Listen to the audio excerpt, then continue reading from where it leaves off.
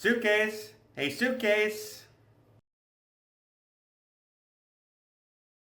The ride's here for take us to the airport. Shotgun!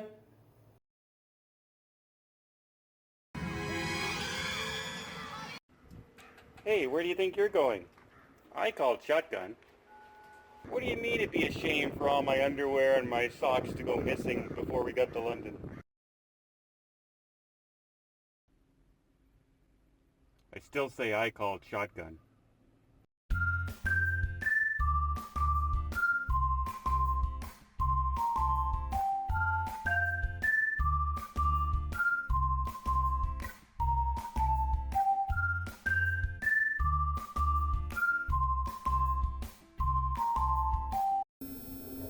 I don't know if you can hear that or not, but I'm getting my first cancellation of a shore excursion. Our first stop has been canceled due to high winds, which means we now have another day at sea, and I guess we'll wait and see if MSC is going to compensate in any way, especially depending on if we miss any more ports going forward. I was kind of looking forward to the first stop because I wasn't going to go ashore, and that way I would get the ship empty in order to do better recording and be able to get around and see everything. But apparently Mother Nature said, and now we're missing the first port, so the ship is going to be full all day tomorrow. So that's put a kink into my plan.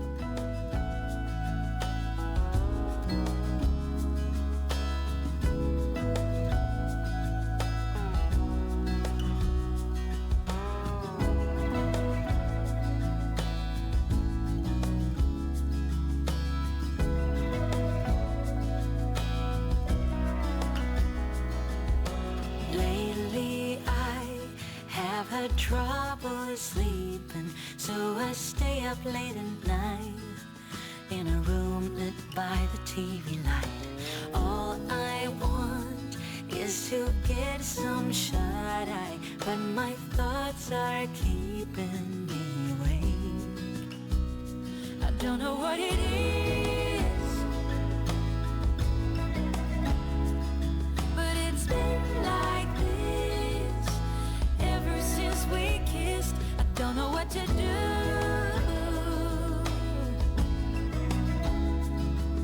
'cause I long for you every single night. It's been like this ever since we kissed.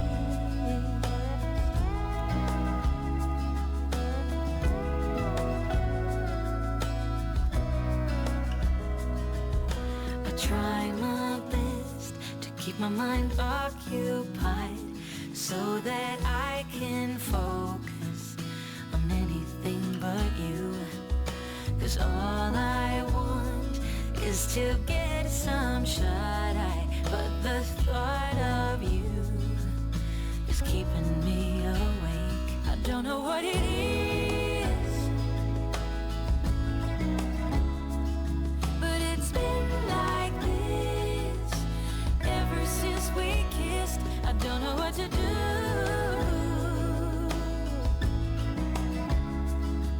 'cause I long for you every single night. I don't know what it is, but it's been like this ever since we kissed. I don't know what to do,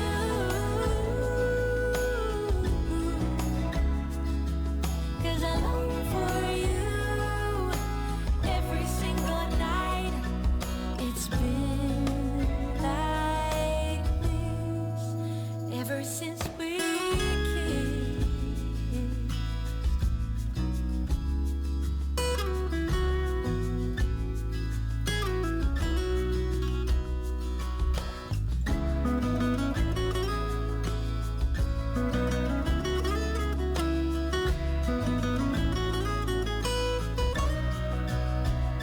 I don't know what it is,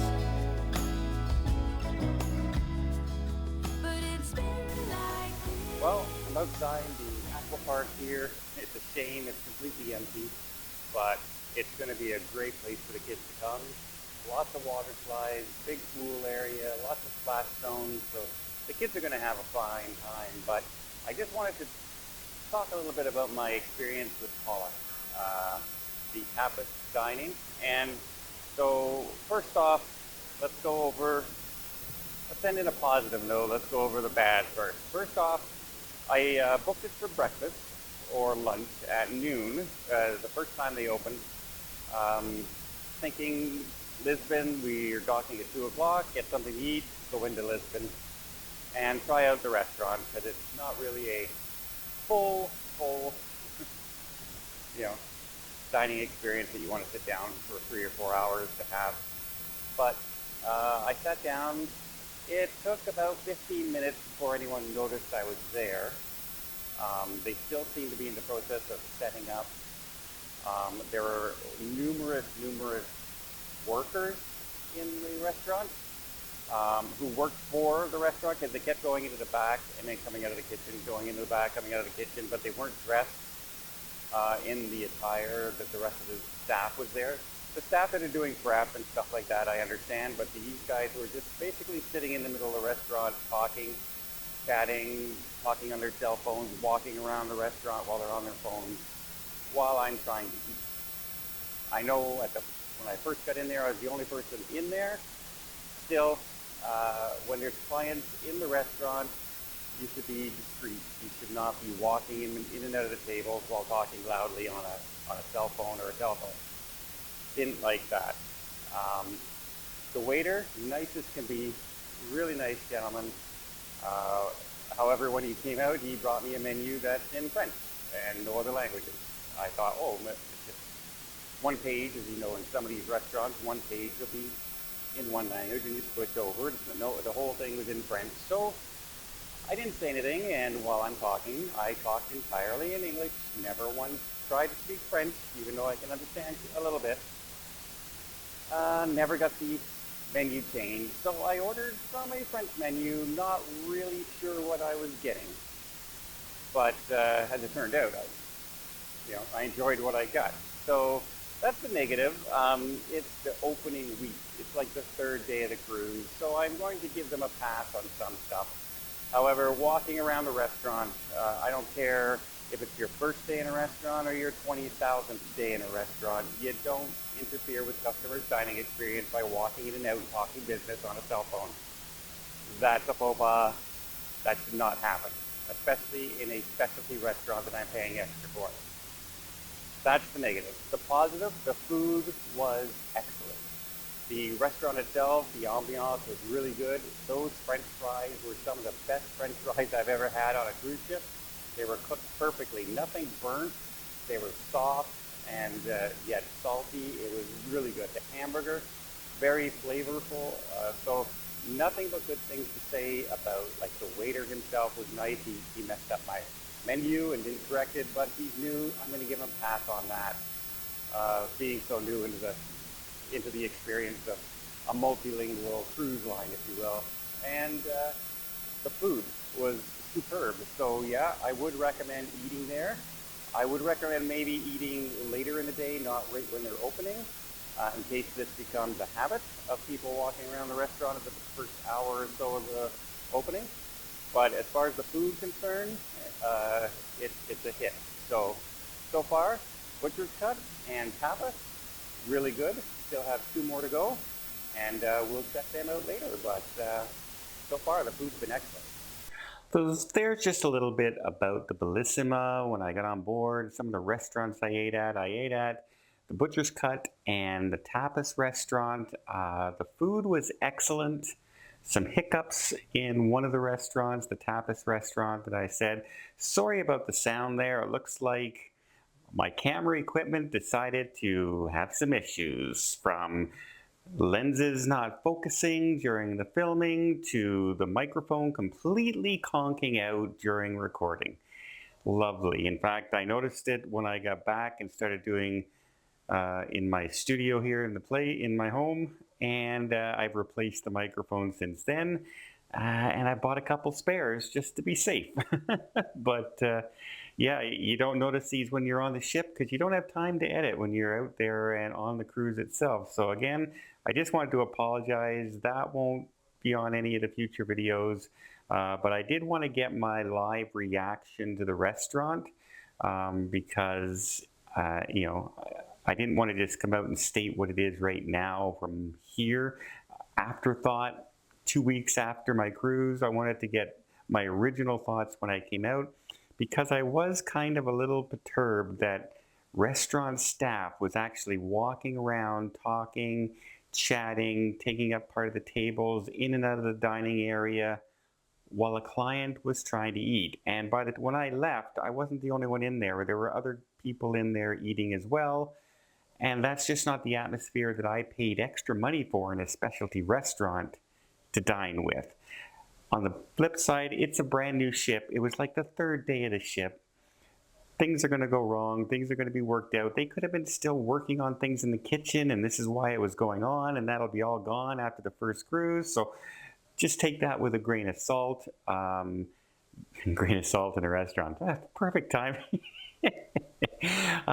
But yeah, all in all, I ate at all 4 specialty restaurants, and all 4 specialty restaurants on the Bellissima were excellent. 2 nights I ate in the main dining hall. One night I had a great meal. The next night I had a so-so meal. So just like most cruise lines out there, the main dining is hit and miss sometimes, generally fairly good. And the specialty restaurants are the stars. And in this case, it was no exception to that rule whatsoever. Well, I hope you liked this little teaser kind of video. I head out into Lisbon shortly. I go out to the caves. Wait till you hear my talk about the caves. I'm not going to get into that, but I have a rant. And that'll be coming up a little bit later. But the ship itself, the Bellissima, is absolutely beautiful. It was like that main corridor with the lights in the ceiling up above, with the LED lights and everything. It's like a huge indoor shopping complex. You don't know you're on a ship. So it really is beautiful the way they have it set up. It's like a luxury mall, if you will, a high-end mall, just in the looks and appearance by itself. Other things on the ship, completely different, a little bit hit and miss. I'll go into those a little bit later on in the next video. But in the meantime, you can see Mother Nature didn't really cooperate too much with me out there. The weather wasn't terrific like the first 4 days of our cruise. We got some so-so weather at the end, but yeah, it wasn't what you would picture, the typical Mediterranean, beautiful sunny cruise in Spain and Portugal. Nope, not this time around. So I hope you liked this video. If you did, please give it a thumbs up. If you want to see more tips, more tricks, more travel vlogs from around the world, and more vlogs from the Bellissima, the inaugural sailing of the Bellissima, by the way, the very first sailing of that ship, hit that subscribe button. Until next time, have yourself a safe and a great vacation.